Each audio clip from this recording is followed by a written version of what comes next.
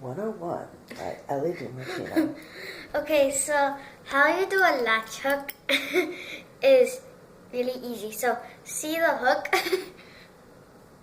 Yep. See the little thingy that goes up and down? You'll need that later in the doing it. So you go in like this, go under, then take a little piece of string, put it under here, hold on to it, don't tie it at all, get it up, pull the little thingy down, and then see how I did that? It goes like that. Get a close-up on that.